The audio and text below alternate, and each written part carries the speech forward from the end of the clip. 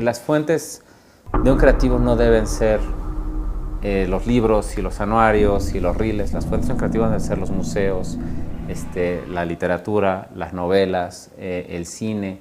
Esas son las fuentes que tiene que tener un creativo. Pero sí hay que encontrar una forma en la que tengamos un lenguaje común.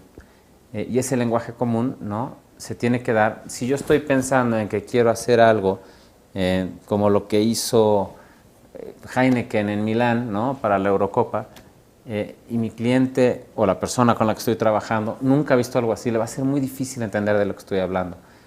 Tenemos que tener códigos de comunicación comunes. Más allá de ideas o no ideas, creo que de acuerdo con Luis tenemos que llegar con cosas frescas, pero los códigos de comunicación tienen que ser compartidos. Tenemos digamos, un segundo punto, un segundo consejo que tal vez parece como muy genérico, pero que en una profesión como esta se extraña a veces, y es el llegar a las juntas con una sonrisa o llegar a las presentaciones con una sonrisa.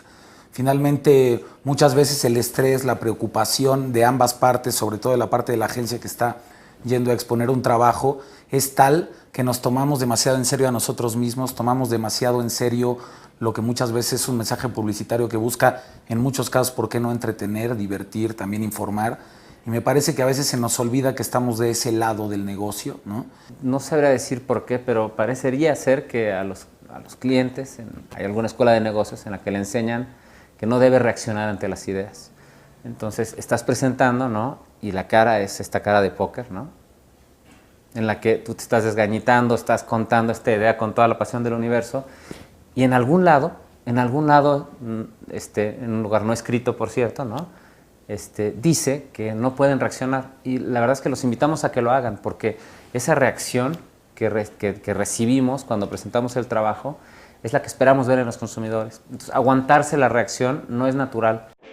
Burger King knew that America loved the Whopper, but wanted to prove it. So it turned to Facebook and put the love to the test. Everybody loves adding friends, but is that simply because it's fun to see your friend list pile up? Well, what if there was a way to dump friends and get rewarded for it? And what if this turned into a race to dump them before they dumped you? Meet Whopper Sacrifice. Delete 10 friends and receive a free Whopper. A true moral dilemma, a telling choice. What do you love more, your friends or the Whopper?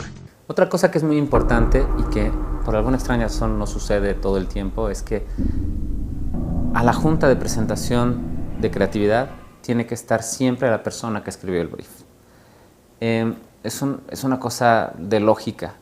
Tendríamos que ver la junta de información, la de brief y la de presentación de campaña como parte de exactamente el mismo proceso. Si no, lo que pasa es que la persona que no escribe el brief, se la pasa adivinando al que no está. Y entonces es cuando empezamos con este lenguaje de no sé si esto es lo que quiere ver fulanito. En realidad, eso no es lo importante. Lo importante es la idea que está en la mesa, ¿es buena o mala? Muchas veces, así como cuando no está la gente que hace el brief, se acaba discutiendo del pensamiento de terceros, cuando no están las personas que deciden ocurre lo mismo, ¿no? Si se quiere tomar en serio una junta de presentación de ideas, tiene que estar en esa junta la gente capaz de comprar o no comprar esa idea, ¿no? Pero alargar los procesos a lo único que lleva es a diluir normalmente las ideas.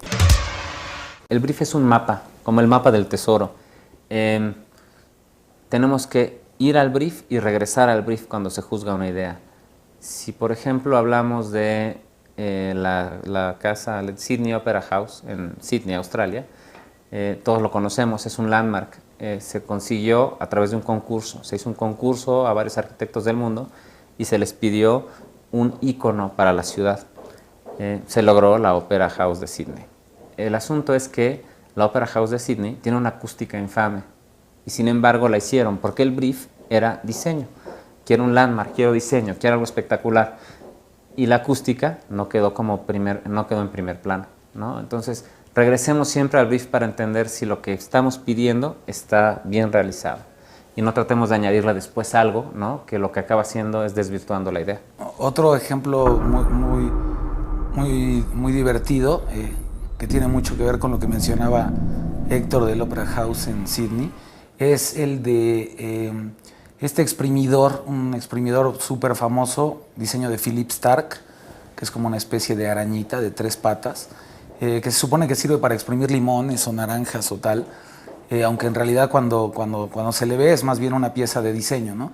Y cuando alguien le preguntó a Stark para qué servía realmente ese exprimidor que no podía exprimir nada, decía que él lo había hecho para generar conversaciones, que no le interesaba mucho si exprimía bien o no, pero cuando lo ponías en tu casa, seguramente alguien te iba a preguntar y ibas a empezar a generar una conversación.